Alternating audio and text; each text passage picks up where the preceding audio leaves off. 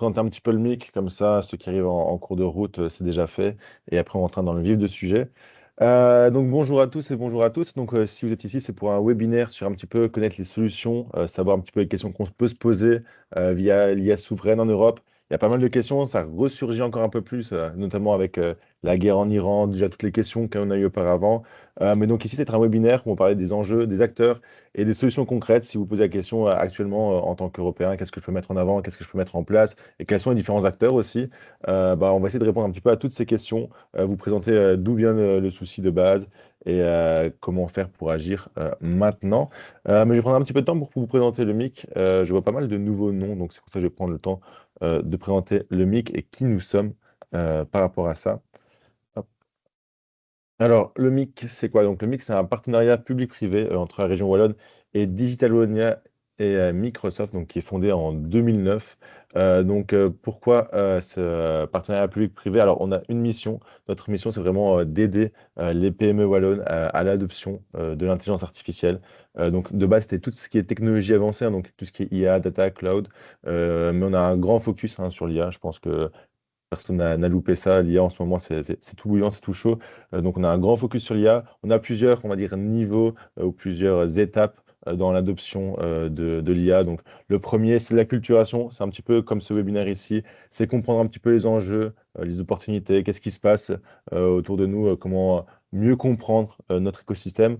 Par la suite, après les intégrations, donc ça, c'est qu'on va essayer de mettre un cas qu'on a identifié, un cas d'usage. Ça peut être l'implémentation d'un bot, l'implémentation juste d'un outil IA, voir quels sont les cas concrets pour les entreprises ou même les personnes qui souhaitent intégrer de l'IA. Et enfin, on a l'adoption qui est déjà quelque chose qui est beaucoup plus présent, plus loin dans le processus, mais c'est vers quoi on tend, nous, au MIC. Donc, c'est déclencher les premiers cas d'usage réels et on essaie de mettre vraiment l'IA au cœur et donc vraiment implémenter l'IA dans les solutions de votre entreprise. Donc, c'est vraiment sur quoi on tend, mais il y a plusieurs niveaux avant d'intégrer cette adoption.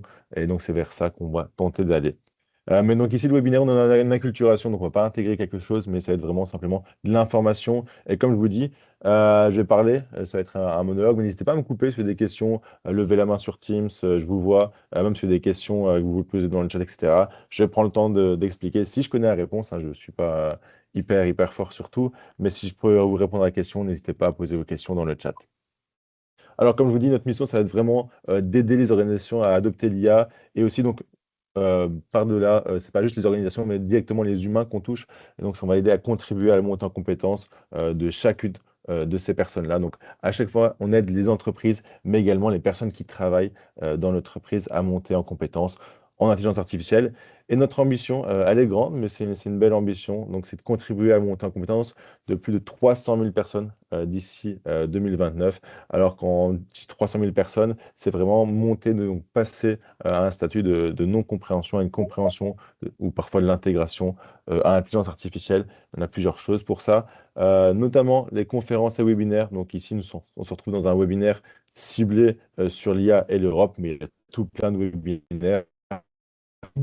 Si vous suivez un petit peu notre letter, si vous suivez notre site web, ben, vous allez voir qu'il y a différentes conférences, webinaires qu'on peut donner dans les entreprises ou directement ici en ligne. Des ateliers, alors les ateliers, c'est un petit peu plus poussé que ici. C'est-à-dire qu'on va se mettre autour d'une table, si j'ai envie de dire, et qu'on va regarder comment créer le premier cas d'usage. Bah, tout simplement, j'en ai un la semaine prochaine sur N8N, sur tout ce qui est automatisation, chatbot, etc. Et donc là, on va créer ensemble notre premier chatbot.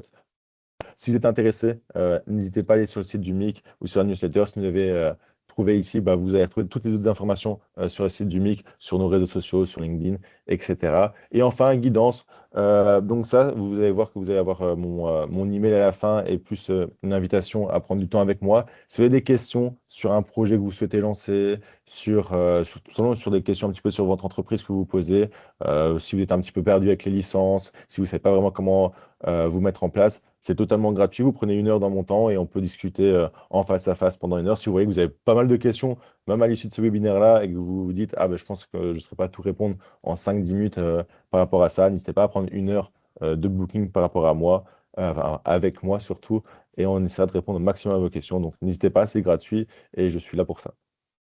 Et enfin, si jamais vous êtes toujours intéressé par ce genre de format de webinaire et que vous êtes intéressé d'aller un petit peu plus loin, et pas forcément par des webinaires que je donne moi, mais par des webinaires que donnent d'autres personnes, des vidéos YouTube qui peuvent être intéressants, et donc vous ne savez pas vraiment par où commencer pour vous former à l'intelligence artificielle, eh bien notre plateforme Yatitude qui est du contenu en français. Alors généralement, c'est du contenu en anglais, donc c'est pour ça qu'on essaie de tout regrouper en français par rapport à ça. Donc n'hésitez pas à y aller, n'hésitez pas à foncer dedans et vous allez retrouver votre bonheur. Il y a certaines choses qui sont certifiantes, donc c'est toujours intéressant si vous êtes dans ce domaine-là et que vous voulez avoir quelques certifications. N'hésitez pas à aller là-dessus, vous allez retrouver beaucoup plus d'informations. Il y a le QR code, mais simplement si vous tapez Yatitude, vous allez retrouver notre plateforme par rapport à ça qui est régulièrement mise à jour. Euh, et donc voilà.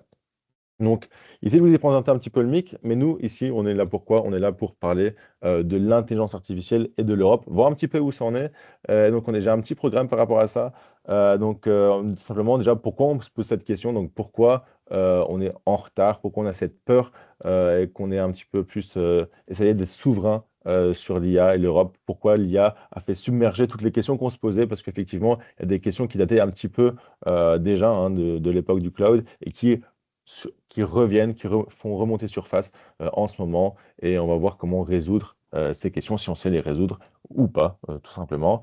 On va regarder un petit peu le paysage mondial de l'IA, quels sont les différents acteurs, parce qu'il y a beaucoup de choses qui sont américains, même chinois. Et on va voir qu'est-ce qu'il y a un petit peu en Europe, quels sont les plus grands acteurs. Et pour ça, on va surtout parler de Mistral, Euria et les solutions qu'on peut apporter à ça. Donc effectivement, c'est les deux plus grands que je vais parler. Je vais parler d'autres petits. L'important ici, c'est qu'on va parler des LLM. Donc effectivement, il y a d'autres acteurs hein, comme ASML qui est un très grand acteur sur l'IA en Europe, mais qui ne touche pas directement les modèles. Donc nous, on va parler seulement de ceux qui produisent des modèles. Alors, vous allez voir un petit peu comment ça va s'acheminer ce webinaire. Mais c'est des questions où si vous connaissez d'autres acteurs que peut-être que je suis passé à côté, n'hésitez pas à lever la main et peut-être que je peux vous répondre à ça. Juste par curiosité, est-ce que vous connaissiez déjà tous Mistral et Ria par rapport au webinaire? Je pense que Mistral est quand même beaucoup plus connu. Alors peut-être que j'ai posé la question sur Ria, peut-être dans le chat. Tous ceux qui connaissent Ria, tapez juste oui ou écrivez juste oui dans le chat, comme ça je vois un petit peu qui connaît Ria et si ça a fait déjà un petit boom ou a déjà entendu parler. Sophie a entendu parler. Intéressant. J'en parle parce que c'est un nom qui était ressorti tout à un moment dans le journal. Donc, même ma maman avait entendu parler de RIA. Donc, je trouve ça intéressant que c'était quand même ressorti, notamment comme Mistral. C'était pour voir un petit peu par rapport à ça. Je vois quelqu'un parler de personnes qui ont entendu parler de RIA, donc ça va être intéressant de pouvoir parler un petit peu de RIA, qu'est-ce qu'ils sont capables de mettre en place et s'ils ont vraiment leur modèle d'intelligence artificielle de leur côté. Mistral, oui, Mistral est un grand acteur. Écoutez, je vois qu'il y a quand même pas mal de personnes qui connaissent, donc ça va être intéressant de rentrer dans le sujet et on va parler un petit peu de l'IA et donc un peu qu'est-ce que ça représente actuellement l'intelligence artificielle. Je vais commencer avec des chiffres parce que j'adore commencer avec des chiffres et voir un petit peu la technologie qui était le plus adaptée et la plus rapide, bah, c'est tout simplement l'intelligence artificielle. Donc ici, je vais parler principalement de ChatGPT, hein, si on doit s'orienter sur une seule. C'est le premier qui est sorti et c'est un petit peu le plus démonstratif. Donc c'est pour ça que je vais parler de ChatGPT. Tout le monde le connaît, même si maintenant on entend beaucoup parler de Gemini, de Claude, tout simplement de Grok, de Perplexity. Le premier qui a commencé, ce qui a un petit peu créé le boom, bah, tout simplement, c'est ChatGPT. Et donc, on peut voir à quel point c'était hyper rapide, donc un temps record qu'on a atteint les 100 millions d'utilisateurs par rapport à ça. Vous voyez un petit peu les différences, hein, que ce soit par rapport au téléphone portable, à Internet ou même Facebook, qui est déjà très rapide, qui a pris 4 ans et demi. Eh bien, ChatGPT, en à peine 3 mois, il avait déjà 100 millions d'utilisateurs. C'est-à-dire que bah, tout le monde avait vu le potentiel, ou bien au moins s'était intéressé par rapport à ça. Donc, il a eu une très, très grande influence sur ChatGPT qui lui est américain, comme je répète, mais c'est un petit peu pour voir à quel point toutes les personnes utilisent l'intelligence artificielle et à quel point ça correspond à un grand nombre de personnes, l'intelligence artificielle. Quelques chiffres aussi en plus de ça, à quoi ça représente chaque jour. Ah, donc, c'est des chiffres qui datent de 2025. C'est à peu près 2,5 milliards de messages envoyés chaque jour c'est quand même énorme. Donc 29 000 messages chaque seconde, ce qui représente un petit peu plus près 10% de la population adulte mondiale. Donc on enlève tout ce qui est enfants qui ne peuvent pas encore taper sur un téléphone ou autre. Donc 10% de la population mondiale ont déjà utilisé ChatGPT par rapport à ça. Donc effectivement, 29 000 messages secondes, 2,5 milliards de messages, ça fait beaucoup, ça fait énorme. Et dites-vous que c'est uniquement pour ChatGPT, hein. Donc c'est des chiffres de ChatGPT. Donc à ça, on peut additionner un petit peu aussi tous les autres acteurs. Alors depuis, peut-être que les utilisateurs changent un petit peu de plateforme ou autre, mais c'est pour que vous représentiez un petit peu le nombre à quoi correspond l'utilisation mondiale, ici uniquement sur ChatGPT. Maintenant, il y a un petit peu plus avec Gemini, Claude, Mistral, Copilot avec Microsoft. Donc, un petit peu tout ce que ça représente, l'utilisation des données par rapport à ça.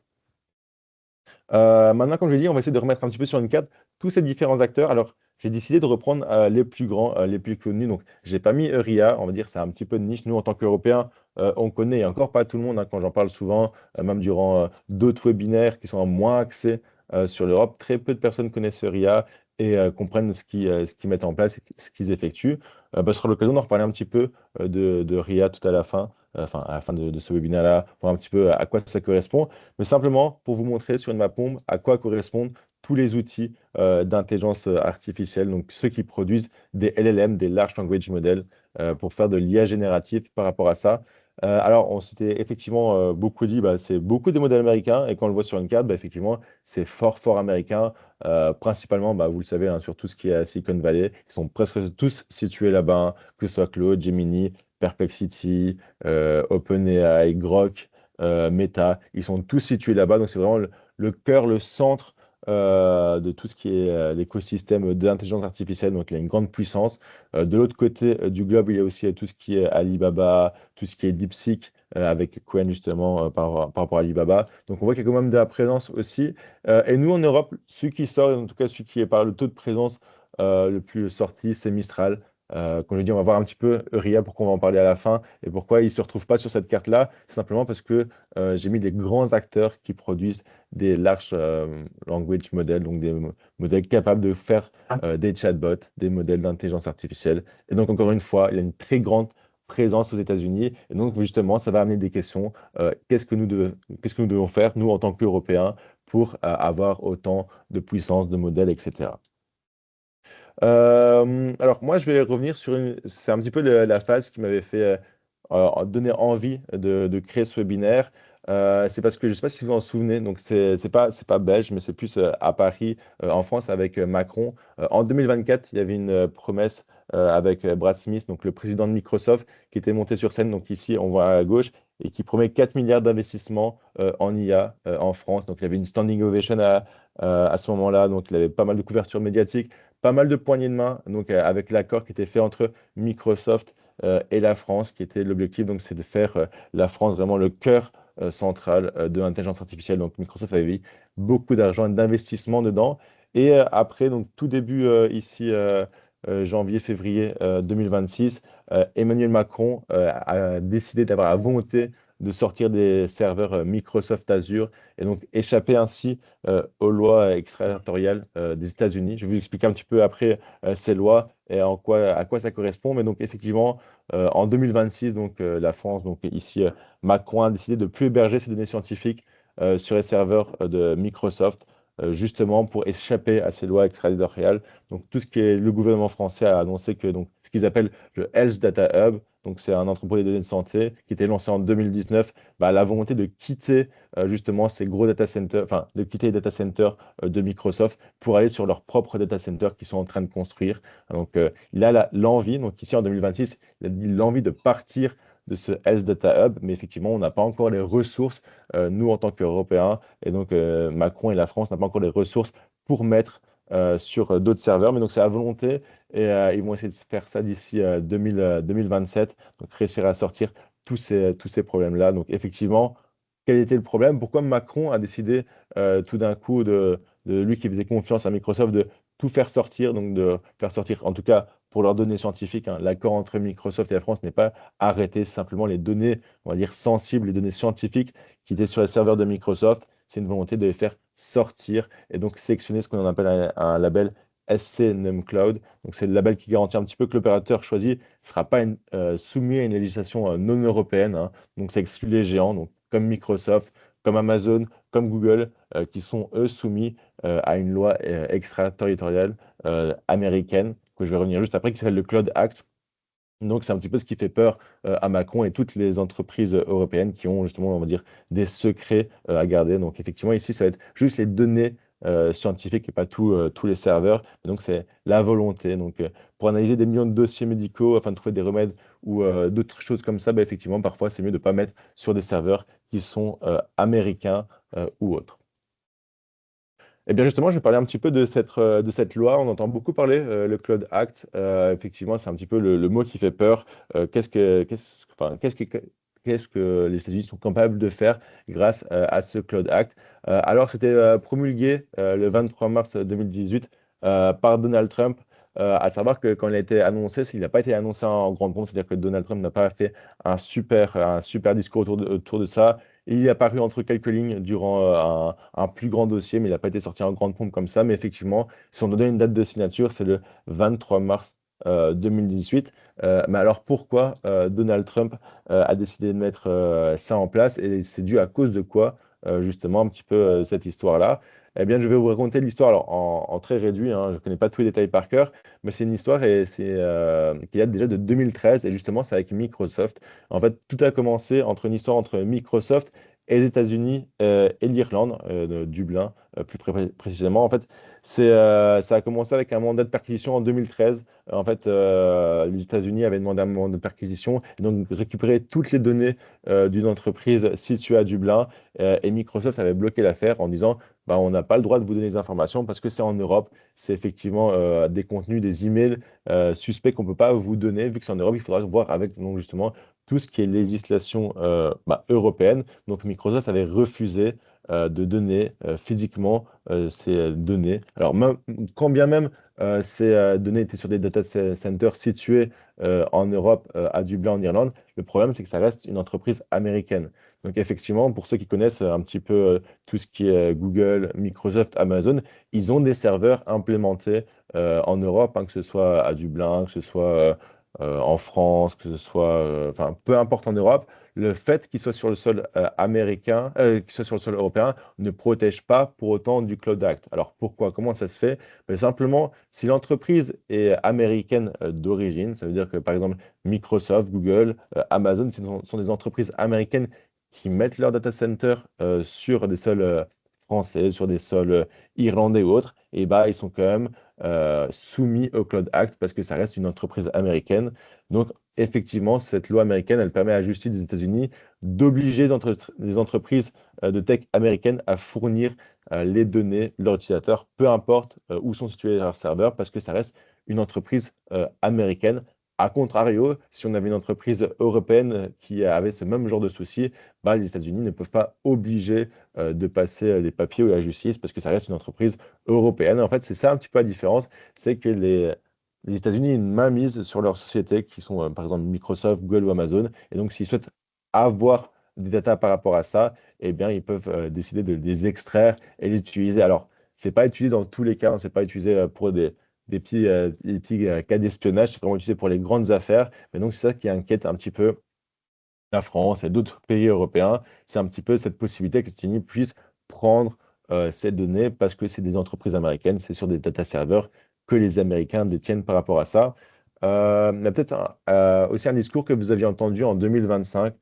Donc, c'était un discours de Anton Carnio, si j'espère que je le prononce bien, donc, qui était un directeur des affaires publiques juridiques de chez Microsoft France, qui était sous serment au Sénat, qui avait d'ailleurs dit qu'il ne pouvait pas garantir la protection des données françaises face à un mandat américain. Ça veut dire que concrètement, ils vont faire tout ce qui sont possible pour éviter de donner les datas aux États-Unis si jamais il y a un souci, hein. Et j'ai regardé pas mal de webinaires justement par rapport à cette souveraineté en Europe, donc tout ce qui était possible fait par Microsoft. Et c'est vrai que Microsoft met beaucoup en avant ce principe que c'est pas parce qu'il n'y a pas de loi qui sont situées autour des protections des données européennes quand c'est une entreprise américaine, qui vont rien faire pour ne pas protéger leurs clients. Ils vont tout faire. Et donc les cas sont Alors, il n'y a encore aucun cas, hormis le cas irlandais, depuis cette affaire où l'entreprise a donné, enfin, en tout cas pour Microsoft, où a donné des données par rapport à des potentiels crimes ou potentielles fraudes, mais simplement, on ne peut pas garantir que les datas, s'il a une envie très puissante et très forte des États-Unis, de demander les données, donc il n'y a aucune possibilité de protection malgré toutes les procédures qu'ils mettent en place. Théoriquement, si on va dire c'est à la fin des haricots et qu'ils souhaitent vraiment avoir les données, bah, ils peuvent avoir les données. Donc c'est un petit peu ce qui fait peur actuellement à l'Europe. Bah, alors vous connaissez très bien, actuellement on est dans un conflit avec l'Iran, etc. Et donc l'IA est encore plus au cœur du sujet et donc ça peut emmener des questions. Donc ce qui a fait ressurgir un petit peu toutes les questions liées à l'IA. Et donc effectivement, ce Cloud Act est l'une des craintes de la perte de données de l'Europe vers les États-Unis par rapport à ça. Donc, maintenant, quand on vous parle de Cloud Act, bah, vous savez un petit peu à quoi ça correspond. Simplement, bah, toutes les entreprises américaines peuvent prendre vos données en cas d'extrême urgence, ce qui n'est pas le cas si c'est une entreprise européenne par rapport à ça. Alors, la vraie question qui est un petit peu plus qui est un peu plus, on va dire, précise par rapport à ça, c'est effectivement, donc il y a ce Cloud Act, donc il y a ces entreprises américaines qui ont le droit de prendre nos données, mais à quel moment c'est devenu un souci si on avait, nous, les ressources par rapport à ça? Et donc, comment ça se fait que nous sommes actuellement dépendants envers les États-Unis? Alors, dépendants entre grands guillemets, hein, on ne reste pas hyper dépendant, mais effectivement, on peut voir cette dépendance à travers l'intelligence artificielle qui ressoulève, et ben, à chaque fois, quand on veut créer des modèles, quand on veut mettre pas mal de choses en place, bien, on appelle cette dépendance aux États-Unis. Alors, ça vient d'où cette dépendance? Mais c'est simplement une absence d'investissement massif de l'Europe dans les infrastructures de 2010. Bah oui, effectivement, en fait, pour avoir l'intelligence artificielle, il faut des grands data centers, pas mal d'infrastructures cloud, et c'est un petit peu ce qu'on a manqué. Donc, effectivement, il y a des choses qui sont mises en place. On n'est pas sans data center, mais c'est vrai que les plus gros data centers, bah, ils sont américains. Et donc, eux, ils avaient beaucoup investi par rapport à ça. Et c'est un petit peu la répercussion que maintenant on a avec l'intelligence artificielle. On n'avait pas les data centers, enfin on n'a pas les gros data centers, donc ça nous empêche un petit peu de créer l'intelligence artificielle 100% on va dire européenne. On va le voir un petit peu, un peu après avec Mistral, on va le voir avec Euria, comment c'est possible de créer, comment c'est possible de changer par la suite.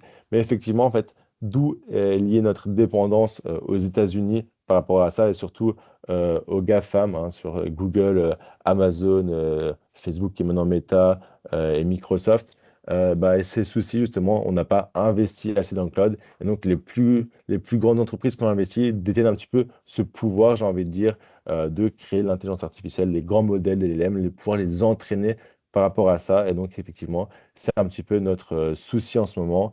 Et donc, aujourd'hui, donc en 2026, pour une entreprise européenne, il y a peu de solutions hors États-Unis si on souhaite avoir et créer de très grands modèles comme un grand groupe comme L'Oréal ou Airbus, hein. Je ne parle pas ici des petites entreprises, des PME qui souhaitent mettre de l'intelligence artificielle en place, hein. Il y a tout plein d'autres data centers qui sont possibles, hein. Je reprends le nom de OVH, d'Hostinger.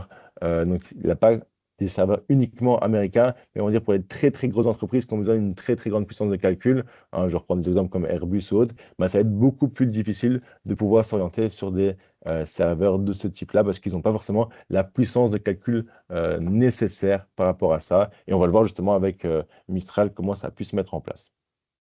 Alors, comme je vous l'ai dit, il y a deux grands facteurs de crainte par rapport à cette dépendance qu'on a vers les États-Unis, hein, parce qu'on pourrait dire, oui, on a une dépendance par rapport à tout ce qui est cloud, mais en quoi c'est un souci, hein? On a pas mal d'accords avec les États-Unis depuis longtemps par rapport à ça. Ben, comme vous savez, c'est la course à l'intelligence artificielle. Il y a deux grandes peurs, c'est la raison économique et la connaissance. Alors, pour la raison économique, bah, tout simplement, si jamais ils décident de faire augmenter, mettre pression par rapport, on va dire, à tout ce qui est data center, par rapport à ChatGPT, etc. Ça reste un moyen de pression, hein, comme le pétrole ou autre. Bah, le fait que les États-Unis ont le contrôle sur l'intelligence artificielle, donc pas un contrôle absolu, mais qui ont un grand contrôle sur tous leurs modèles, sur tous les modèles d'IA, hein, que ce soit, enfin, j'imagine que vous utilisez pas mal, que ce soit Claude en ce moment, ChatGPT, du Microsoft, du Google ou autre, bah, ça reste américain. Et donc, s'ils décident de faire augmenter les prix, alors c'est hypothétique encore une fois, mais effectivement, il y a un petit peu cette crainte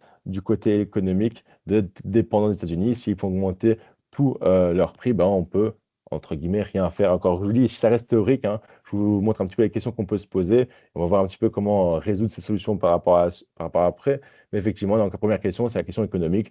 Qu'est-ce qu'on peut faire si eux décident d'augmenter tout d'un coup tous les prix des différents abonnements? Qu'est-ce qu'on peut faire par rapport à ça? Deuxième point, c'est aussi la connaissance, hein. Comme vous savez, on a pas mal de force ici en Europe, on a pas mal de cerveaux, comme je veux dire. Et qu'est-ce qu'on peut faire si nous, justement, on n'a pas cette compétence de créer, on a un petit peu cette fuite, on n'a pas la compétence de créer des grands modèles d'intelligence artificielle qui partent tous aux États-Unis, en Chine ou autre part. C'est un petit peu cette crainte de perte de connaissance, de ne pas avoir ce savoir-faire européen par rapport à la création de modèles d'intelligence artificielle. Donc ça, c'est les deux grands acteurs de crainte. C'est donc le modèle économique, avoir cette pression économique et la connaissance. Donc, il y a aussi parmi le vol de données, entre grands guillemets, et donc le manque de pouvoir recréer une intelligence artificielle, un LLM par rapport à ça. Donc, ça, c'est des questions purement théoriques qu'on peut dire pourquoi on a peur actuellement d'une dépendance et comment ça se fait que bah, beaucoup de gens parlent de souveraineté en Europe, comment ça se fait que bah, on a cette crainte des États-Unis. Eh bien, on va voir un petit peu quels sont les différents acteurs maintenant qui sont mis en place par rapport à ça pour jouer un rôle majeur en Europe. Alors, le plus grand, et on va commencer par lui, hein, c'est Mistral. Mistral, donc j'ai noté la seule défense contre les géants. Donc, effectivement, celui qu'on parle souvent et qui ressort tout le temps, hein, presque, et a raison, hein, j'ai envie de vous dire, sur les modèles d'intelligence artificielle européens, eh bien, c'est Mistral. Mistral qui est un super grand acteur européen. Et on va voir un petit peu comment Mistral a commencé et quelle est son histoire avant de voir un petit peu en détail comment peut jouer Mistral un rôle important dans cette souveraineté européenne. Alors, Mistral, c'est un trio de choc, hein. Comme vous le savez, vous avez certainement vu pas mal passer Arthur Mensch. Donc, je vais vous montrer ici les photos. Arthur Mensch, qui est chercheur de chez DeepMind, enfin, qui était ancien chercheur de chez DeepMind. Timothée Lacroix, qui était ingénieur chez Meta. Et Guillaume Lample, qui était chercheur de chez Meta. Alors, vous voyez, c'est trois Français, trois Parisiens qui sont passés par la même école et qui ont tous trouvé un métier fort lié à l'intelligence artificielle. Alors ici, je vais vous parler un petit peu de leur histoire. Il y a tout plein de super vidéos, et donc c'est par ça que je suis passé, hein, des interviews, surtout d'Arthur Mensch, hein, c'est lui qui est le plus souvent en interview, qui explique un petit peu comment Mistral s'est lancé. Il est passé au quotidien, il est passé sur Hugo Décrypte, même sur d'autres formats, d'autres podcasts. Donc n'hésitez pas à l'écouter si vous êtes vraiment intéressé par comment s'est construit un petit peu Mistral. Moi ici, ce que je vais faire, c'est que je vais reprendre un petit résumé pour vous expliquer comment s'est construit Mistral et voir comment ça a débuté et comment ça se fait qu'ils ils ont une super grande puissance de frappe, si j'ai envie de dire, par rapport à ça. Donc effectivement, ce sont trois Parisiens qui étaient en contact l'un avec l'autre et qui n'hésitaient pas à se parler et qui travaillaient sur enfin en tout cas sur deux modèles d'IA différentes. Donc Arthur Mensch qui travaille chez DeepMind, bah, simplement DeepMind, c'est le labo, la branche d'IA d'élite de Google, qui était situé à Paris. Donc, effectivement, il était chercheur chez DeepMind. Et ses deux compères, hein, Guillaume Lample et Timothy Lacroix, qui étaient ingénieurs chez Meta, qui étaient sur la première création. Donc, si vous connaissez le modèle de Meta Llama, euh, c'est l'une des IA les plus célèbres quand on parle d'open source. Et le mot open source va pas mal ressortir durant ce webinaire-là. Bah, effectivement, ils avaient déjà cette connaissance, cette création pour lancer une intelligence artificielle, un LLM, donc un Large Language Model, et voir un petit peu comment ils ont décidé de se mettre en place. Mais simplement, si on me pose la question, bah, on a tous les cerveaux ici en Europe. Comment ça se fait qu'il n'y a pas une IA européenne qui est sortie? Comment on peut faire pour changer un petit peu ça? Comme je vous dis, c'est une version réduite de l'explication de comment Mistral s'est construit. Mais donc, nos trois compères, donc Arthur, Guillaume et Timothée, se sont dit, bah, on a les compétences nécessaires pour créer une IA souveraine en Europe. Pourquoi on ne le fait pas? Pourquoi on ne se lance pas? Eh bien, en fait, ils ont décidé de se lancer. Alors, il ne faut pas juste l'envie, il faut aussi l'argent qu'il y a derrière. Et ben, ils ont tout fait pour obtenir des fonds, des subsides. Et effectivement, leur nom, hein, surtout enfin, leur nom, leur CV, leur ont fait permettre de justement obtenir une grande somme, beaucoup de sommes d'argent pour lancer cette technologie Mistral AI. Mistral AI, donc c'est quoi Mistral AI? C'est une entreprise d'intelligence artificielle qui est à son origine à Paris, en France. Donc elle est fondée en 2023. Donc sa fondation, la date de création de Mistral AI, c'est en 2023. Le tout premier modèle, il sort le 27 septembre 2023. Donc c'est Mistral 7B. Alors il était sorti sous forme de tweet, hein. Ils avaient tweeté le modèle, ils l'avaient donné en format zip, si j'ai envie de dire. C'est plus technique que ça, mais en format zip. Et tous les utilisateurs pouvaient décider de le tester, d'analyser un petit peu. Et c'est un petit peu comme ça qu'a explosé Mistral. C'est avec, sous un tweet, ils ont décidé de libérer leur premier modèle Mistral 7B. Et tous les utilisateurs ont décidé de tester un petit peu, ressortir, tester un petit peu, voir qu'est-ce qui était positif, quelle était la puissance d'un modèle européen, à savoir qu'il était sorti open source. C'est vraiment un enjeu hyper important de Mistral. Il souhaite que tout soit open source. Enfin, en tout cas, la plupart des modèles qui ressortent soient open source. On va voir un petit peu plus tard pourquoi ils décident que ce soit open source. Mais donc, c'est le 27 septembre 2023, bah, effectivement, que Mistral est sorti. On a entendu beaucoup parler de Mistral. Et ils ont sorti leur outil. Donc, si vous connaissez le chat, un peu plus tard, en 2024, on voit qu'ils n'ont pas directement sorti l'outil. Ils ne sont pas fait connaître grâce à le chat, mais simplement grâce à leur premier modèle, Mistral 7B, qui était un modèle open source très puissant par rapport à ça. Donc, c'est un petit peu comment on décide de se créer Mistral, où, comme je vous dis, vous pouvez regarder un petit peu plus en détail, mais simplement, ce sont trois Parisiens, en résumé, qui sont essayés de créer leur IA européenne et d'avoir des fonds d'investissement par rapport à ça, et donc de mettre en plus-value l'Europe, qui ont les cerveaux nécessaires justement pour créer ces modèles-là. Alors, une question qui revient souvent, et pas mal de gens peuvent se la poser à raison, c'est oui, très bien, Mistral, c'est européen, leur origine est française, mais en fait, derrière eux, tous les investisseurs sont américains, et en fait, ça appartient plus du tout à l'Europe, parce que c'est tous des Américains qui détiennent les actions de Mistral. Et donc, par rapport à cette question, j'essaie de me poser un petit peu plus, et je me suis un petit peu plus penché. Bah, si vous voulez regarder un petit peu, alors je ne les ai pas tous recités ici, mais on peut voir un petit peu les investisseurs, ils sont de quelles origines. Donc là, ce n'est pas les parts d'actions, c'est voir les différents pourcentages de à qui appartient, j'ai envie de dire entre grands guillemets, c'est pas appartenir, mais on peut voir un petit peu les différents investisseurs, ils viennent de quelle région? Et ben effectivement, celui qui ressort le plus, c'est l'Europe. Donc effectivement, c'est pas une fake news, j'ai envie de dire, mais si vous posez la question, ben, en fait, Mistral, c'est pas européen, c'est américain, parce que tous les investisseurs sont américains et ils ne tiennent plus leur part. Eh bien, c'est faux, hein. Il y a plusieurs grands investisseurs en Europe, hein. Le plus grand, c'est ASML, comme je vous le disais plus tôt dans le webinaire, qui détiennent des grandes parts, hein. C'est l'un des principaux actionnaires avec justement nos trois compères de Paris. Mais on peut voir que l'Amérique du Nord, effectivement, donc tout ce qui est États-Unis, ont mis aussi pas mal beaucoup d'argent. L'Asie, donc l'Amérique du Sud et l'Australie un petit peu moins. Mais on peut voir que ben, les investisseurs restent pas mal européens. Donc il y a une volonté européenne d'investir dans Mistral et d'aller un petit peu plus loin. Et comme je l'ai dit, les principaux actionnaires par rapport à ça restent justement ASML qui ont 11%, donc de répartition du capital. Donc ici, c'est fin 2025, début 2026, hein, donc j'ai recherché ces chiffres, qui avaient justement réussi à faire une levée de fonds de 1,3 milliard d'euros. Et pour rappel, hein, le CEO donc, de ASML est français, il s'appelle Christophe Fouquet, donc et ça leur a permis aussi d'avoir non, je sais pas si c'est ça qui leur a permis qu'il soit français, d'avoir pas mal d'accords, mais on peut voir que bah, leur principal actionnaire reste une entreprise européenne, donc un petit peu on va dire cette, ces dramas ou l'univers qui tournait un petit peu à travers Mistral, que j'avais entendu en tout cas moi de mon côté parler, que c'était pas mal américanisé, qu'en fait tout appartenait aux États-Unis, bah, c'est faux effectivement, ils ont pas mal d'accords avec des sociétés euh, européenne, dont SML, qui est une très grande société européenne.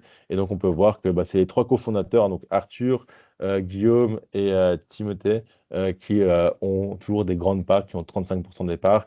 Et le reste, donc, qui est beaucoup plus grand, s'adresse à d'autres hein, comme Nvidia, Salesforce, BNP Paribas. Il a 17 Français, donc 17 entreprises françaises qui ont investi dans dans Mistral. Et pour la petite réflexion, il y a deux Belges aussi que j'ai trouvé, hein. Donc, que ce soit Belfus et Sofina qui ont investi dans Mistral. Donc, ça aussi, effectivement, il y a des entreprises belges qui ont décidé d'investir dans Mistral directement. Mais donc, effectivement, ça reste encore beaucoup européen par rapport à ça. Donc, pas d'inquiétude.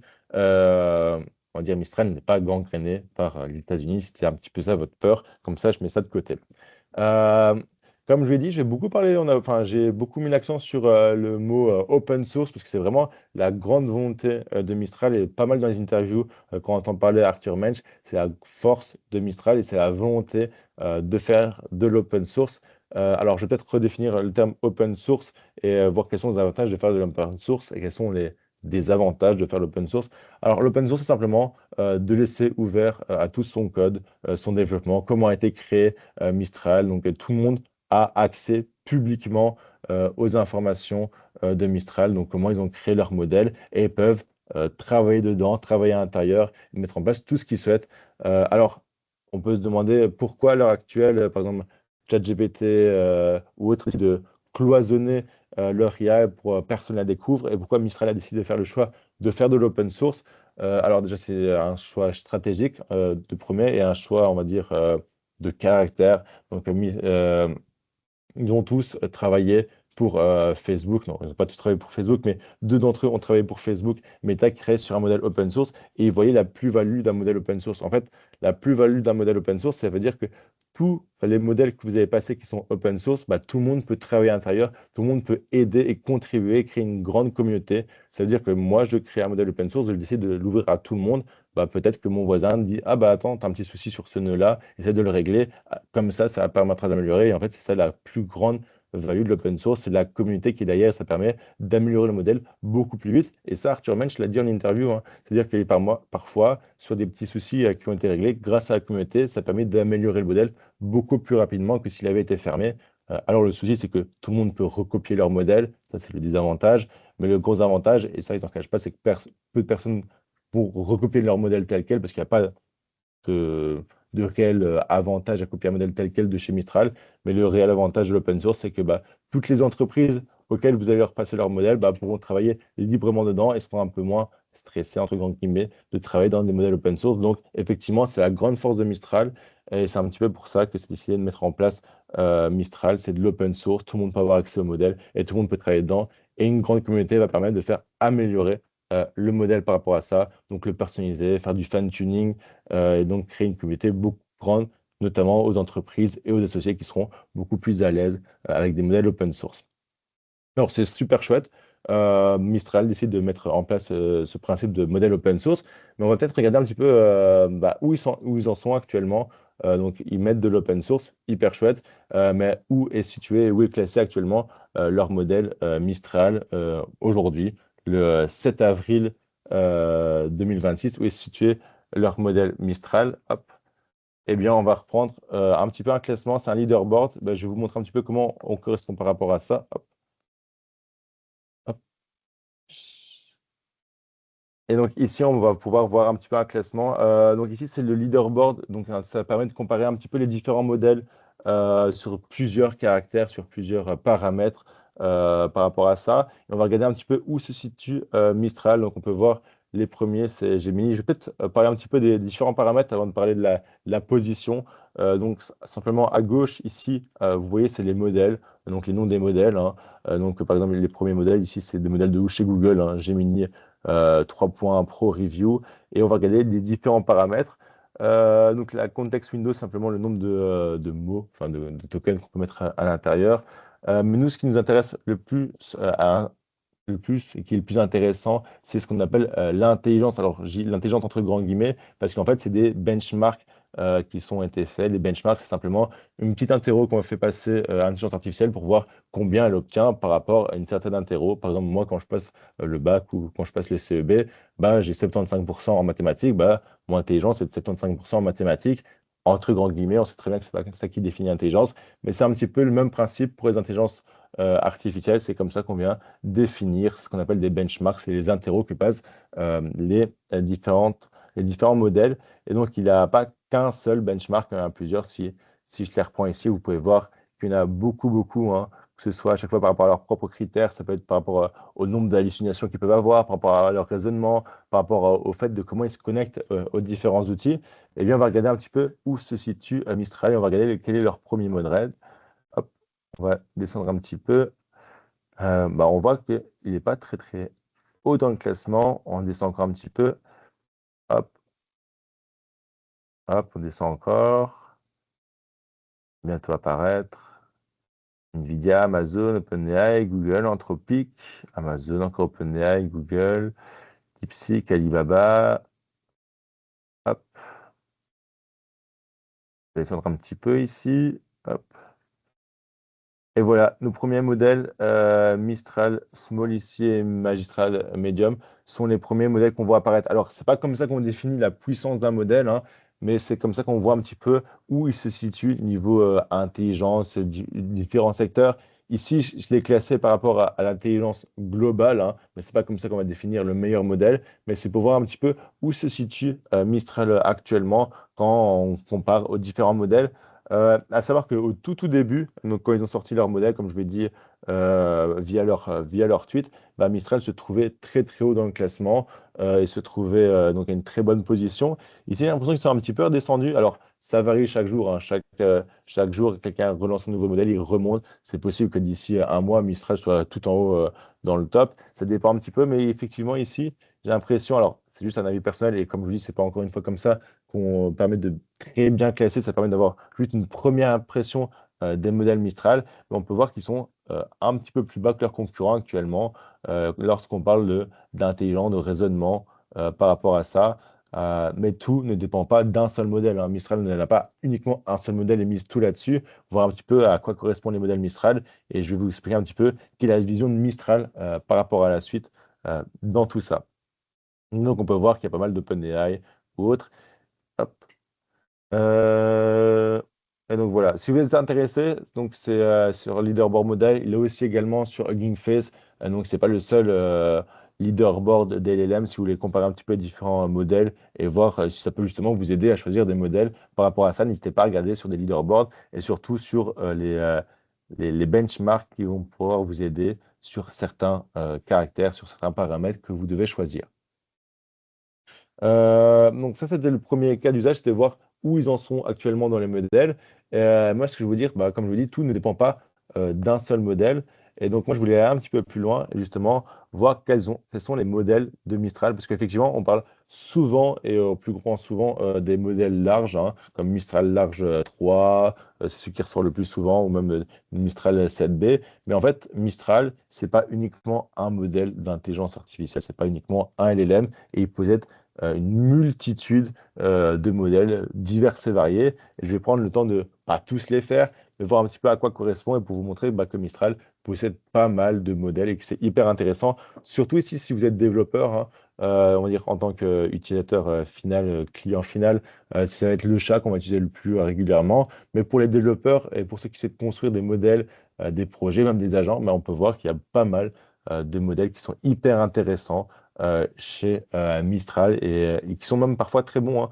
Bah, même qui sont souvent très bons, hein. J'utilise en permanence l'OCR, donc l'Optimal Condition Recognitions de chez Mistral, qui est hyper bon. Mais on va regarder un petit peu quels sont les différents modèles qui peuvent être spécialistes ici. Donc, on a les modèles généralistes, ça va être vraiment les différents modèles qui sont utilisés, on va dire, de manière classique dans tout ce qui est, dans ce qui est IA générative. On a les petits modèles qui vont permettre de tourner sur des PC, qui vont permettre de tourner même parfois sur des téléphones. Puis après, on a les plus gros modèles qui peuvent tourner sur des très grands serveurs, hein, comme Mistral Large ou autre. Et donc, on peut voir les différents modèles. Il n'y en a pas qu'un seul, comme je l'ai dit. Le but de Mistral, c'est pas d'avoir un seul modèle où ils misent tout dessus, c'est d'avoir différents modèles qui peuvent permettre de créer justement des agents hyper puissants par rapport à ça. Et donc, on a aussi des modèles. Donc, ici, on a tout ce qui est modèle d'IA générative, on va dire classique, comme vous avez l'habitude d'être confronté avec du ChatGPT, du Copilot ou autre. Et on a des modèles un petit peu plus spécialistes qui vont vous permettre d'avoir des super agents à développer. Donc, on a tout ce qui va être voix, on a tout ce qui va être aussi développement, hein, pour les développeurs. Donc, il y a CodeStral, DevStral qui vont permettre de développer. Donc, pour ceux qui utilisent GitHub Copilot ou autre, bah, effectivement, bah, Mistral a ce même genre de modèle bien à eux. La l'OCR, comme je le dis, bah, l'OCR, simplement, ça sert à pouvoir prendre, par exemple, vous prenez une photo d'une écriture manuscrite, bah, ça va vous permettre de la digitaliser directement sur votre ordinateur, qui est hyper intéressant dans beaucoup de modèles. Eh bien, on peut voir que bah, Mistral possède énormément de modèles. Donc, Legacy Model, c'est les modèles qui s'étaient sortis auparavant. Et donc, si vous êtes développeur, n'hésitez pas à tester Mistral. C'est hyper intéressant, sachant que Mistral, sous forme d'API, donc pour les développeurs, va permettre d'avoir quelque chose de gratuit, de tester leurs API gratuitement avec beaucoup de contenu, je trouve, hein. On n'est pas vite limité au nombre de requêtes qu'on peut faire avec l'API. Alors, simplement, petit avertissement, mais vous allez le voir si vous vous connectez avec Mistral pour utiliser les modèles gratuits de l'API, bah, tous les modèles que vous allez utiliser en version gratuite, les données vont être réutilisées pour le rentraînement de leur prochain modèle. Toujours intéressant à savoir, si vous travaillez avec des données sensibles, bah, ne travaillez pas avec les données gratuites, enfin les modèles gratuits de chez Mistral, parce qu'en fait, vos données vont être réutilisées pour leur prochain modèle. Mais en tout cas, si vous faites juste des petits tests, vous êtes curieux, même si vous êtes étudiant et que vous voulez tester un petit peu, bah, n'hésitez pas à utiliser les modèles Mistral, parce qu'ils sont gratuits et hyper intéressants à tester à long terme. Vous n'allez pas être bloqué après deux trois requêtes. C'est vraiment après une quinzaine, une vingtaine, même une trentaine de requêtes que vous êtes bloqué de temps en temps. Donc n'hésitez pas à le tester et faites vos armes un petit peu sur Mistral parce qu'il peut y avoir pas mal de modèles hyper intéressants. Alors, je ne vais pas faire un benchmarking de tous les modèles, mais n'hésitez pas à regarder par vous-même par rapport à ça parce que ça reste très intéressant. Hop. Donc maintenant qu'on a parcouru un petit peu le modèle, ce qui reste le plus intéressant et ce que les gens utilisent le plus, bon, on ne va pas se mentir, c'est simplement souvent l'interface comme ChatGPT, comme Gemini, comme le chat. Et donc là, on va voir un petit peu qu'est-ce que le chat peut nous permettre, qu'est-ce qu'il nous offre par rapport à ça. Je vais vite passer en revue parce qu'on n'a pas forcément eu tous la chance d'avoir vu hop, le chat en action.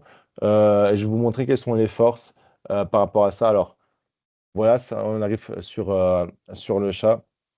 Alors, ça ressemble effectivement fort à ce que vous avez l'habitude d'utiliser. Si vous n'avez jamais ouvert le chat, si vous n'avez jamais ouvert Mistral par rapport à ça. Donc, comme on appelle, Mistral, c'est l'entreprise, le chat, c'est ChatGPT. Pour faire la comparaison, Mistral égale OpenAI, le chat égale ChatGPT. Comme ça, vous voyez un petit peu en termes de comparaison. Donc ici, on se retrouve sur le chat et on va voir à quoi c'est intéressant d'utiliser. Alors, j'ai utilisé le modèle Pro, mais je suis repassé à la version gratuite parce que moi, je n'utilise pas la version payante. Enfin, en tout cas, dans la version que j'utilise, ma version payante n'est pas intéressante pour moi, mais il y a super tout plein de modèles ou de choses qui peuvent être intéressantes si vous utilisez Mistral en permanence. Alors, comment ça se présente? Bon, ça se présente tout simplement comme une interface classique, hein, donc avec les chats que vous pouvez inscrire. Alors, intelligence, c'est quoi? Intelligence, c'est simplement un petit peu comment on va gérer notre espace de données, donc il y a mémoire. La mémoire, c'est quoi? Ben, simplement, à force d'écrire, vous avez peut-être déjà vu avec ChatGPT, enfin, je reprends ChatGPT comme exemple parce que c'est celui qu'on utilise le plus, mais la mémoire, c'est simplement quand on écrit d'une certaine manière, quand on écrit, par exemple, notre travail, ben, en fait, on n'a plus besoin de réécrire, qu'on travaille toujours, par exemple, moi, je m'appelle Antoine, je travaille pour le MIC, je l'écris une fois dans le chat, moi, j'aurais pas besoin de l'écrire 50 000 fois parce que au bout de la troisième, quatrième fois, il va comprendre que je suis Antoine, je travaille pour le MIC et j'ai toujours un type de format, on va dire, un peu plus technique. Et donc, quand j'écris les articles, ils vont être techniques. Il aura un petit peu pris cette habitude-là. Et bien, tout ça, c'est dans la mémoire par rapport à Mistral. Ce qui est intéressant, et si jamais vous faites le transfert, hein, par exemple, si jamais vous êtes sur ChatGPT et que vous voulez faire le transfert sur Mistral, bah, tout simplement, vous pouvez importer vos données de ChatGPT directement et les mettre sur Mistral. Comme ça, vous ne perdez pas vos données. Alors, ça ne va pas conserver toutes les données telles quelles pour toutes, mais ça permet justement d'être un petit peu libéré de cette crainte de perdre toutes nos données de ChatGPT. Mais on peut faire le transport directement, l'import, pardon, sur Mistral et donc continuer à travailler dans la même énergie, le même écosystème, si j'ai envie de dire, pour travailler là-dessus et on peut le gérer tout simplement. Les connecteurs, alors connecteurs, maintenant je pense que les personnes comprennent un petit peu mieux c'est quoi les connecteurs et justement grâce à Claude, bah, en fait ça vous permet directement de travailler avec vos outils, par exemple Gmail, tout simplement c'est l'exemple le plus connu je pense, ou Outlook ou Slack, bah, en fait vous pouvez demander à Mistral de par exemple de faire un résumé des 10 derniers emails que vous avez écrits, que vous avez envoyés, faire un résumé d'une conversation que vous avez pu avoir, bah, en fait ces connecteurs vont me permettre de gérer un petit peu les différentes applications que vous avez pu avoir. Les librairies, c'est quoi? Bah, les librairies, c'est simplement un petit peu comment vous allez gérer vos data, comment vous allez gérer vos connexions par rapport à ça. Moi, ici, j'ai seulement un livre, mais par exemple, imaginez que vous faites un projet, que vous êtes un professeur. Prenons l'exemple d'un professeur. Vous faites votre cours sur l'histoire. Eh bien, vous mettez vos cours d'histoire dans la librairie et vous pouvez vous amuser à poser des questions directement sur ces documents-là parce qu'ils seront rangés sur différentes manières. Ça permet de mieux catégoriser un petit peu quels éléments, quels dossiers vous allez prendre pour travailler avec quel projet. Et donc, en fait, vous allez tout stocker dans la librairie, ce qui vous permettra de travailler de manière un peu plus libre et un peu plus ordonnée lorsque vous allez travailler et expliquer avec le chat. Et enfin, instruction, c'est simplement si vous souhaitez un petit peu personnaliser la manière dont il va vous répondre. Ça va un petit peu en combinaison avec la mémoire, hein. Comme je l'ai dit, la mémoire va prendre et va comprendre un petit peu comment vous fonctionnez pour s'adapter au mieux.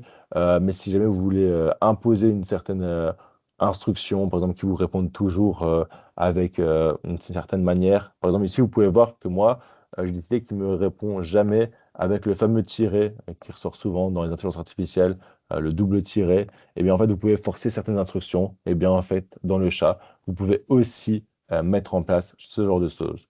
Comme je l'ai dit, je pense que si vous avez l'habitude d'utiliser ChatGPT, Gemini ou tout ce genre d'outils, il n'y a pas une grande différence à proprement dit. Il n'y a pas un grand écart. En fait, ça reste un chatbot de manière classique qui a la même utilisation. En fait, c'est un petit peu comment vous allez utiliser, quel est votre ressenti par rapport à Mistral et par rapport au type de réponse que vous allez avoir qui va faire beaucoup.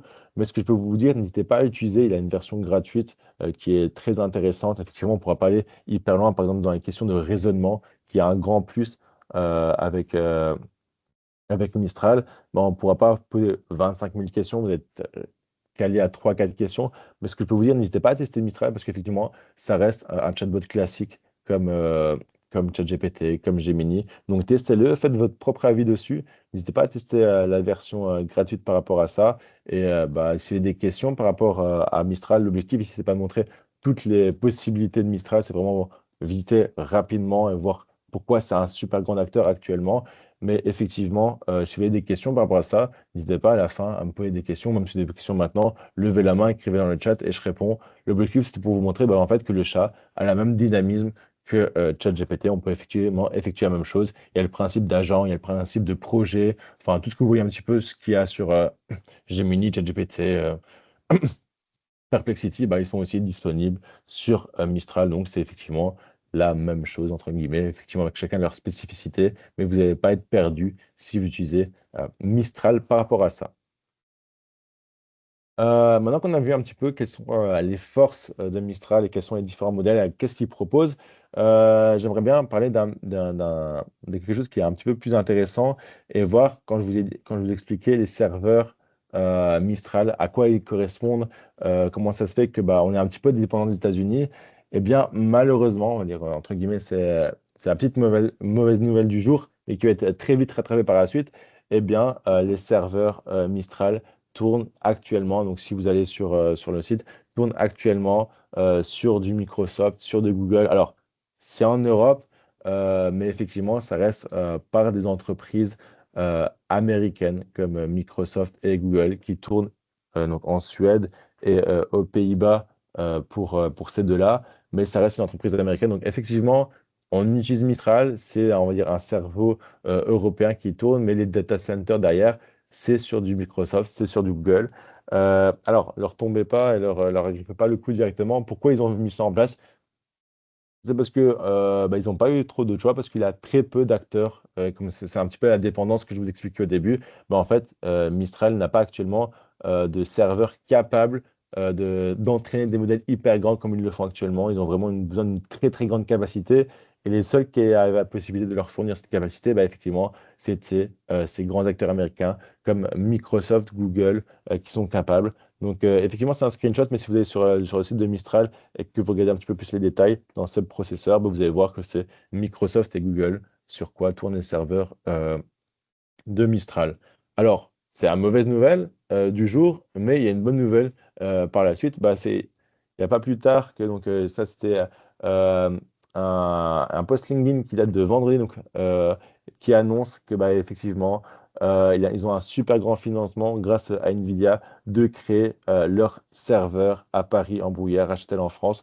Donc effectivement, c'est le cas actuellement, c'est sur des entreprises américaines, mais ils ont une volonté d'augmenter leur capacité et donc de passer sur du 100% européen d'ici 2027. Donc effectivement, on va dire c'est une mauvaise nouvelle de se voir que c'est actuellement sur des serveurs américains, mais leur volonté de ne pas rester sur du Microsoft, sur du Google, mais c'est d'évoluer sur leur propre serveur et avoir un petit peu cette dépendance. Donc effectivement, actuellement, ça peut faire un petit peu peur, si j'ai envie de dire, mais on ne travaille pas sur des données sensibles. Moi, quand je pose une question à le chat, je ne travaille pas actuellement sur des données hyper sensibles, donc on risque rien. Mais effectivement, ça peut parfois dérouter en se disant, super, bah moi je pensais que Mistral était 100% européen, mais en fait ils sont sur des serveurs américains, donc je suis un petit peu freiné par rapport à ça. Et bien leur volonté, c'est de travailler, d'aller un peu plus loin là-dessus et de ne pas rester uniquement sur sur du serveur américain, mais passer sur du serveur européen, un petit peu comme la volonté de Macron, c'est de passer sur des data centers qui sont 100% et purement européens par rapport à ça. J'ai mis à tester le chat juste après les modèles. Donc on a déjà un petit peu testé le chat ensemble.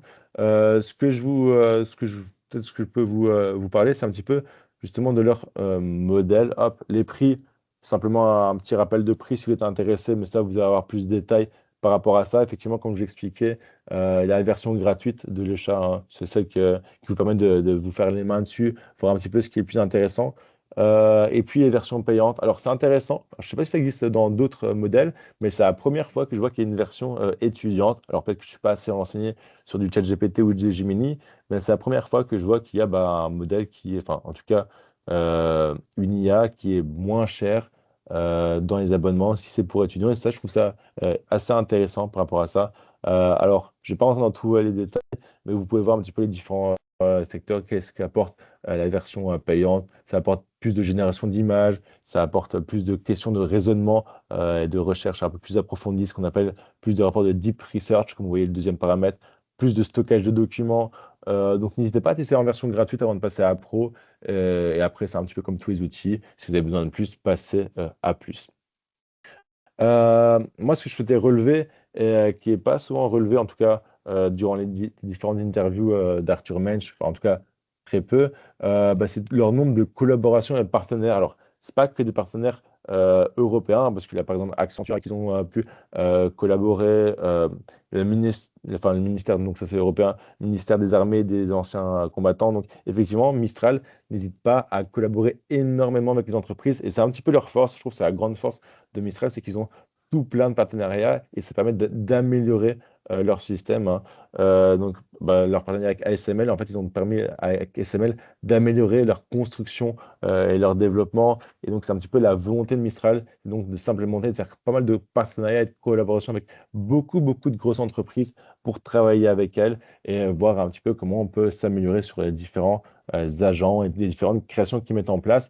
Et je regardais un petit peu les différentes interviews d'Arthur Mensch par rapport à ça, leur volonté, c'est vraiment tout ce qui est agent. Alors, effectivement, c'est un petit peu le futur, comme l'expliquait, mais c'est la volonté de Mistral. C'est pas uniquement de rester sur le chat et d'améliorer le chat, c'est vraiment d'avoir la possibilité de créer des agents qui sont hyper intéressants pour les entreprises. Et donc, dans tous leurs partenariats et collaborations, en fait, ils essayent de développer des agents hyper intéressants et personnalisés à l'entreprise pour améliorer l'entreprise et améliorer justement leur modèle aussi par rapport à ça, qui va être beaucoup plus précis ou autre. Donc effectivement, et ça on peut le voir dans tous leurs posts LinkedIn, hein, si vous suivez Mistral, ils ont sans cesse des nouveaux partenariats, hein. Donc ici, je pense qu'il n'y a rien qui date de plus d'un an. Si je regarde, ça fait 2 mois, 1 mois, 4 mois. Alors le plus long, c'était 6 mois. Mais effectivement, j'ai pas dû scroller hyper loin pour trouver pas mal de collaborations qu'ils ont ensemble. Donc voilà, c'était un petit peu pour Mistral. Si vous avez des questions, n'hésitez pas à me poser des questions par rapport à Mistral. Mais moi, ce que j'avais envie de parler maintenant, c'est un petit peu de tout ce qui est Euria. Euria, est-ce que c'est une alternative? Est-ce qu'il propose la même chose tout simplement que Mistral? Qu'est-ce que Euria? Et on va voir un petit peu à quoi correspond Euria. Alors, Euria, c'est quoi? C'est simplement, un petit peu, si je dois remettre en parallèle, c'est un petit peu comme le chat. C'est une plateforme où vous allez pouvoir discuter directement. C'est un chatbot où vous allez pouvoir discuter pour poser des questions. Hop, je le reprends. C'est mieux qu'un slide. Je vais reprendre directement l'outil. Comme ça, vous allez voir. Hop, hop. Si je le reprends ici, hop, Euria, ça se présente comme ceci. Alors, c'est un peu moins développé que du Lechat. Donc là, on n'a pas tout ce qui est le principe d'agent. On a juste des projets, une discussion assez simple. Mais alors, d'où ça vient, Euria? Ben, en fait, Euria, ça vient tout simplement d'Infomaniac. Alors, je ne sais pas si vous connaissez Infomaniac, c'est simplement ceux qui ont développé euh, tout ce qui est Swiss Transfer et tout ce qui est la caisse suite par rapport à ça. Donc, comme ça, vous avez un petit peu un petit visuel. Si jamais vous êtes intéressé de tester directement pendant le webinaire, c'est euria.infomaniac.com et vous pouvez le tester immédiatement par rapport à ça. Alors, en version gratuite, c'est ce qui est un petit peu frustrant. Vous êtes vite limité, je pense, à 5 requêtes, 6 requêtes qui vont vous demander de payer par rapport à la suite. Mais nous, ce qui nous intéresse, c'est voir un petit peu qu'est-ce qui se cache derrière Euria. Est-ce que c'est aussi des modèles d'LLM d'intelligence artificielle européens? À quoi correspond Euria par rapport à ça? Donc là, je vais reprendre mon petit PowerPoint pour vous expliquer plus en détail qu'est-ce que Euria. Donc, Euria, effectivement, c'est tout ce qui est la K-Suite. Donc, c'est une entreprise suisse donc, qui est principalement basée et qui sont spécialisés dans tout ce qui est cloud computing, donc tout ce qui est hébergement web et les services numériques, on va dire, un petit peu souverains, hein. Donc, ici, je pense le plus connu, en tout cas, moi, ce que je connaissais le plus d'Infomaniac, c'est Swiss Transfer, mais ils ont aussi le K-Drive, les mail services, Kamit. Donc, un petit peu vraiment une suite de collaboration par rapport à ça. Et donc, Euria s'implémente dans leur suite d'implémentation. Donc, c'est une entreprise qui date depuis 1994, hein. Donc, ils ont leur siège à Genève, donc en Suisse, en Europe. Et donc, ils sont vraiment donc, positionnés dans tout ce qui est cloud souverain, éthique et écologique. Alors, je reprends le terme écologique parce que c'est quelque chose qui est hyper intéressant. On va pouvoir un petit peu développer là-dessus. Je trouve que c'est leur plus grande plus-value. C'est tout ce qui va être data center et travaux par rapport à ça. Ce que je vais vous parler avant d'aller dans leur data center, leur point positif, c'est vous expliquer tout de suite en fait, que Euria, tout ce qu'ils font, c'est qu'ils mettent en place et mettent à disposition des modèles d'intelligence artificielle, mais ils n'ont pas leur propre modèle d'intelligence artificielle. En fait, ce qu'ils font, c'est qu'ils hébergent eux-mêmes des modèles, hein. Donc, on va pouvoir euh, les voir directement. Hop, je vais prendre le slide, les sites web devant moi. Hop, et hop, juste ici. En fait, on peut voir que quand vous êtes sur leur chatbot, hein, sur Euria, tout ce qu'ils font, c'est mettre à disposition pour vous des modèles d'intelligence artificielle. C'est un petit peu comme si moi, Anton, j'avais décidé de prendre le modèle de ChatGPT, donc un modèle d'OpenAI, par exemple, le modèle GPT 4.5, le mettre sur mon serveur à la maison et de décider de vous l'offrir à vous et vous pouvez discuter directement avec lui. Bah, c'est vraiment ce même principe-là. En fait, ce qu'ils font, c'est que Euria décide d'héberger les modèles pour vous et vous les donne à disposition. Alors, c'est hyper intéressant, mais effectivement, ce n'est pas eux qui vont créer des modèles directement. Donc, eux ne vont pas décider de créer des modèles, ils vont décider de les héberger et que vous utilisiez de votre côté. Et en fait, comme c'est une entreprise suisse et que c'est sur des sols européens, mais en fait, ils sont plus, on va dire, ils sont plus soumis, enfin, ils sont pas soumis tout simplement à la loi extraterritoriale qui est le Cloud Act. En fait, là, vous pouvez utiliser vos données sans avoir la crainte qu'une entreprise, enfin, que l'État américain puisse prendre vos données, mais ce ne sont pas eux qui vont développer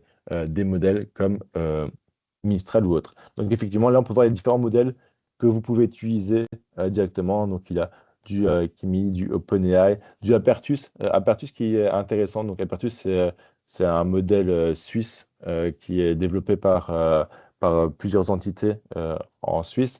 Et il y a du Qwen, donc aussi des modèles chinois, du Mistral, Small, du Gemma, du Lama. Donc effectivement, en fait, quand vous parlez de RIA, bah, en fait, c'est un hébergeur de modèles d'intelligence artificielle qui vont vous permettre d'utiliser leur chatbot qui est ici Euria. Hop, si je le reprends. Et en fait, à chaque fois que vous discutez avec Euria, bah, en fait, vous discutez directement avec un modèle d'intelligence artificielle, mais qui ne correspond pas à un modèle d'intelligence artificielle de RIA. Donc, ce n'est pas un modèle suisse, c'est simplement qu'ils vont héberger pour vous les modèles d'intelligence artificielle. Et en fait, c'est pas une mauvaise chose en tant que telle, hein. C'est-à-dire que c'est pas parce qu'ils n'ont pas créé le modèle qu'il n'y a aucune bénéfice, aucune plus-value par rapport à ça. Bah, justement, le fait de travailler avec RIA, vous allez un petit peu ne plus dépendre de tout ce qui est Cloud Act, contrairement à si vous travaillez sur, par exemple, Copilot, bah là, dépendez du Cloud Act parce que vous travaillez avec une entreprise américaine par rapport à ça.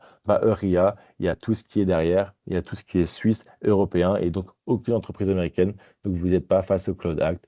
Mais tout simplement, on ne peut pas dire que c'est pareil que Mistral. Donc, Euria et Mistral, pour moi, sont deux choses complètement différentes. D'un côté, on a Mistral qui décident de développer tous leurs modèles, hein, que ce soit des modèles d'intelligence artificielle comme Mistral, comme le chat, comme de l'OCR, d'Estral, enfin tout plein de modèles d'intelligence artificielle. Et de l'autre côté, on a RIA qui, eux, ne développent pas de modèles d'intelligence artificielle, mais qui hébergent des modèles d'intelligence artificielle. Alors, ils ne sont pas tous européens, hein, mais ça, c'est pas un souci, hein. Par rapport à ça, il n'y a pas de fuite de données. Mais donc, eux vont venir héberger des modèles d'intelligence artificielle par rapport à ça. Donc, comme ça, vous voyez un petit peu la différence. Donc, effectivement, ce n'est pas le même acteur que Mistral, RIA est simplement un hébergeur de modèles, mais ce n'est pas une mauvaise chose par rapport à ça. Alors là, je vous ai un petit peu expliqué la force de RIA, mais vous pouvez vous dire, bah, super, mais moi, OVH, je peux faire la même chose, je peux mettre mon data center, enfin, je peux mettre mon IA dessus et utiliser pareil directement l'IA sur OVH. Je peux faire pareil avec Westinger, qui sont eux aussi des data centers européens situés en Europe et qui ne font pas partie du Cloud Act. Alors oui, j'ai envie de vous dire oui, tout simplement, vous pouvez le faire aussi également. Ça représente exactement la même chose, sauf bah, en fait que Euria, et c'est le point, enfin Euria, en tout cas Infomaniac, le point positif de leur côté, c'est leur data center. Donc là, je vais reparler un petit peu d'écologie avec l'IA et on en parle très peu, hein. Hop, si je reprends leur site web, effectivement, Euria, ils ont des data centers qui ne gaspillent rien. Alors, je ne vais pas rentrer dans la technicité. Alors, il y a une vidéo qui l'explique très bien, alors qui prend quelques secondes. Hop, je vais couper le son pendant que j'explique, ben en fait, c'est simplement leurs data centers sont hyper écologiques. Et donc, ça aussi, c'est un autre point, c'est un autre aspect, effectivement, que je ne suis pas revenu dessus durant mon explication, durant mon webinaire, mais c'est un aspect hyper important. Et RIA mettent, enfin, en tout cas, Infomaniac et donc RIA en parallèle, mettent pas mal d'importance à ce principe-là. Donc, justement, d'économiser le maximum de d'énergie, toute leur électricité, bah, elle est convertie en chaleur directement pour les habitations. Tout ce qui va être refroidissement d'eau, qui sont souvent utilisés hein, dans les grands data centers, par exemple de chez Google, de chez Microsoft, de chez Amazon, qui refroidissent beaucoup avec de l'eau. Mais en fait, RIA, enfin en tout cas Infomaniac, utilise d'autres techniques pour refroidir. C'est dans le sous-sol. Ils permettent de réchauffer donc la chaleur emmagasinée par les data centers va être réutilisée par ailleurs. Donc ça, c'est un gros point positif d'Infomaniac. Donc si vous êtes plus intéressé sur comment fonctionne leur data center, comment fonctionne leur modèle par rapport à ça, n'hésitez pas à aller. Mais c'était un grand point positif. Donc en faisant un petit peu plus mon enquête sur RIA, j'étais tombé là-dessus et je trouvais ça hyper important. C'est vrai qu'on ne parle pas souvent, enfin on en parle, mais il n'y a pas souvent de solution concrète par rapport à l'écologie. Ben, en tout cas, Infomaniac avait mis un grand accent sur leur data center qui permet d'avoir une vraie plus-value et qui gaspille beaucoup moins d'énergie par rapport à ça. Alors, je ne vais pas enquêter sur tout ce qui est OVH, Hostinger par rapport à ça, mais je souhaitais dire que c'était un gros point positif pour Infomaniac par rapport à ça. Mais effectivement, Mistral et Infomaniac et Euria, c'est deux choses complètement différentes et donc pas comparables par rapport à ça. Euh, Ici, je vais peut-être revenir sur la conclusion par rapport à ce qu'on peut faire par rapport à ça. Alors, effectivement, ici, je vous ai parlé beaucoup des possibilités donc, du Cloud Act, je vous ai parlé de Mistral, de RIA, mais en tant qu'entreprise, donc en tant que PME wallonne, qu'est-ce que je dois faire si jamais je veux se mettre un petit peu plus d'Europe en tant que telle? Alors, j'ai envie de vous dire, ça va dépendre un petit peu de votre volonté et de ce que vous avez actuellement en place, hein. Je veux dire, si vous travaillez déjà sur du SharePoint, si vous travaillez déjà sur du Google Drive, c'est pas juste en utilisant le chat que tout va changer, que vous allez tous passer 100% européen. En fait, regardez un petit peu ce que vous avez déjà, hein. L'Europe a des choses et a des solutions qui sont possibles. Alors, pas toujours évident, effectivement, si vous passez sur du Microsoft et que vous décidez de tout migrer sur du Infomaniac, bah, il y aura comme une grosse différence de par l'utilisation, c'est peut-être moins facile, c'est un pli à avoir. Mais donc, en conclusion, ce que j'ai envie de dire, c'est que l'Europe a quand même pris conscience que la souveraineté numérique n'est pas quelque chose de négligeable, hein. On a trop souvent dépendu, enfin, on était trop souvent dépendant des États-Unis. Donc, il y a, on va dire, un réveil qui se traduit un petit peu par une volonté de plus dépendre exclusivement des gens américains, hein. On voit qu'il y a pas mal d'idées, donc notamment aussi avec l'AI Act, il y a pas mal de volonté de mettre en place de l'argent pour mettre la course à l'intelligence artificielle. Donc, ça va se traduire par des investissements dans des data centers, que ce soit situés, par exemple, en Suède ou autre. Et donc, il y a une volonté donc, d'avoir leur propre hébergement par rapport à ça. Donc, d'un côté européen, on remarque qu'il y a un réveil, hein. Donc, ça, c'est une bonne chose. Il y a un petit peu fait réveiller l'Europe, qu'on ne doit plus être dépendant des États-Unis pour plus avoir une pression par rapport à ça. Donc, c'est d'un côté le côté européen, on peut voir qu'il y a pas mal de solutions qui sont mises en place et qu'il y a des solutions, hein, que ce soit du Mistral, que ce soit du RIA, même que ce soit comme je dis, du Hostinger, du OVH. Ça, c'est libre à vous de choisir un petit peu ce que vous souhaitez mettre en place. Mais il y a des solutions. On n'est pas totalement indépendant des États-Unis. Alors, effectivement, pour les data centers, ça va prendre un petit peu de temps de sortir des grands data centers que sont Microsoft, Google, mais c'est en tout cas la volonté de la France dans un premier temps, hein. C'est beaucoup la France qui parle de souveraineté numérique, je ne vais pas vous le cacher. Il y a un peu moins on va dire cette volonté en Belgique, même si elle est toujours présente, hein. C'est surtout Macron qui le met en place. Mais donc, effectivement, si j'ai envie de vous dire, on va dire plus, si je reprends le côté un peu plus PME wallonne, qu'est-ce que je peux mettre moi en place de mon côté? Ben, simplement, le plus simple, si vous... donc la question à se poser, c'est est-ce que moi je souhaite mettre ça en place? Est-ce que moi, avec mes données actuelles, est-ce que c'est sur du SharePoint, sur du Google Drive? Et est-ce que je souhaite migrer tout ça pour travailler sur du 100% européen? Oui, non. Quels sont les avantages par rapport à ça? Ça, il n'y a pas une réponse. Ça va dépendre un petit peu de ce que vous souhaitez mettre en place. Quelles sont les possibilités? Moi, tout ce que je peux vous donner, et ce que je vais vous donner maintenant dans ma conclusion, c'est quelles sont les différentes possibilités, qu'est-ce que je peux faire en tant qu'entreprise wallonne pour mettre plus de l'européen dans un petit peu de la vie de tous les jours. Moi, je vous donne des solutions. Il n'y a aucune obligation. Ça va dépendre un petit peu de comment vous fonctionnez. Donc, le plus simple, ça veut dire vous décidez d'utiliser des modèles open source. C'est-à-dire que vous décidez de dépendre de aucun data center. Vous utilisez des modèles open source et vous essayez de mettre en place du Mistral, du OpenAI. Enfin, OpenAI n'est pas open source, mais essayez de prendre des modèles open source et de les faire tourner sur vos propres serveurs. Si vous avez vos propres serveurs ou de les faire tourner sur des serveurs européens, et bien là, en fait, vous sortir un petit peu de tout ce qui est Cloud Act, vous ne dépendez plus de Cloud Act. Et donc ça, c'est hyper intéressant. Et c'est ce que met beaucoup en avant Mistral, c'est vraiment tout ce qui est hébergement local. Alors, je ne vais pas revenir trop en détail sur l'hébergement local, mais simplement le fait de ressortir et de prendre les modèles open source existants, que ce soit du Mistral, comme je vous dis, et de les faire tourner sur vos propres data centers. Le fait qu'ils soient open source, bah, en fait, Mistral, vous pouvez l'effectuer très facilement, le faire tourner très facilement sur vos data centers. Et bon, moi, je pense que c'est la solution la plus intéressante. Alors, elle n'est pas forcément la plus facile à mettre en place. C'est pas la plus difficile non plus. Mais donc, effectivement, il y a des choses comme ça qui peuvent être mises directement en place si vous décidez d'utiliser l'intelligence artificielle 100% européenne sans dépendre des data centers américains. Après, si vous n'avez pas la capacité entreprise de mettre en place votre propre LLM directement en hébergement local, bah, vous avez la possibilité d'utiliser des hébergeurs européens, hein. On a tout ce qui est fournisseur de OVH, par exemple. Scaleway aussi, que je ne suis pas revenu dessus.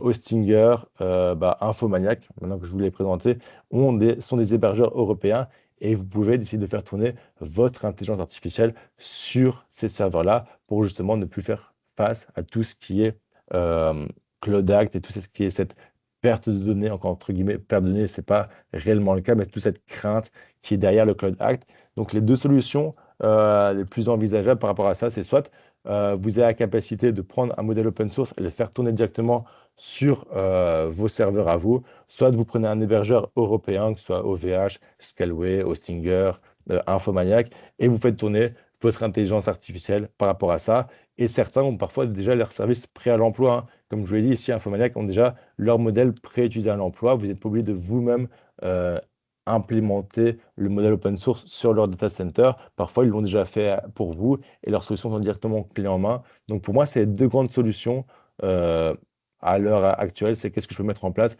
si je suis une entreprise européenne, donc wallonne, une PME wallonne, et que je souhaite absolument travailler sur du 100% européen. Ben, c'est soit je prends mon modèle, je le mets sur mon data center, soit bah, je le fais directement sur des hébergeurs comme OVH, Callaway, Cloud, etc. Euh, le petit point d'intention, c'est-à-dire que si vous travaillez déjà sur enfin, sans démoraliser, etc., si vous travaillez déjà sur du SharePoint, sur du Google Drive, et que vous faites uniquement ça pour l'intelligence artificielle, bah, c'est un petit peu inutile parce qu'en fait, du moment qu'au moins une de vos données, et c'est un petit peu ça que j'expliquais dès le début, l'IA a fait soulever pas mal de questions par rapport à ça, des questions qui étaient déjà présentes auparavant. Mais si vos data centers, enfin si vos données, vos data sont sur des clouds américains, ça ne sert à rien de faire uniquement pour l'intelligence artificielle sur votre propre serveur, sur votre propre data. Si sur le côté, tous vos dossiers un petit peu secrets, vos protections de data tournent sur du SharePoint, ça sert un petit peu à rien. Si vous souhaitez mettre en place, mettez quelque chose en place euh, tout du long. C'est-à-dire que vos data, mettez-les sur des serveurs européens. Ne faites pas moitié-moitié. C'est-à-dire que vous ne devez pas faire du SharePoint pour vos dossiers. Et de l'autre côté, vous mettez du 100% européen sur du Mistral et votre propre data center pour poser des questions sur des dossiers qui sont sur du SharePoint. C'est-à-dire que si vous voulez faire du 100% européen, il faut le faire sur toutes vos datas. Yann n'a fait soulever qu'un problème qui était déjà présent, c'est la dépendance au data center et au supercalculateur, pardon, au calculateur puissant des États-Unis. En fait, ça a juste soulevé la question qui était déjà là, qui était déjà présente depuis 2010 et des années où on a dû investir sur tout ce qui était cloud. Alors, si vous souhaitez le mettre en place, mettez-le en place du début à la fin par rapport à ça. Mais effectivement, c'est une vraie gymnastique à avoir, c'est-à-dire que bah, tous les outils qui sont, on va dire, clés en main, faciles à utiliser de chez Google, de chez Microsoft, de chez Azure, etc., bah, ce sera une petite gymnastique, ce sera un petit peu plus difficile si vous souhaitez le mettre en place d'une manière européenne et 100% européenne par rapport à ça. Donc, en conclusion, si vous passez sur du modèle européen, faites sur de l'hébergement local ou sur un hébergeur directement. Mais ça ne sert à rien de le faire si tous vos autres services sont sur du service américain. Bah, en fait, vous êtes déjà dépendant des États-Unis par rapport à ça. Bah voilà, c'était un petit peu ma conclusion. Je vois qu'il y a pas mal de mains levées. Hop. Je vais prendre le temps de lire toutes les questions. J'ai la première question de Sophie. Donc, est-il possible de voir comment fonctionne ce changement de modèle sur IA? Je ne connaissais pas cette possibilité. Elle ne m'est proposée ni dans mon interface, ni lorsque je l'interroge sous licence K Suite. Attends, je vais peut-être relire la question.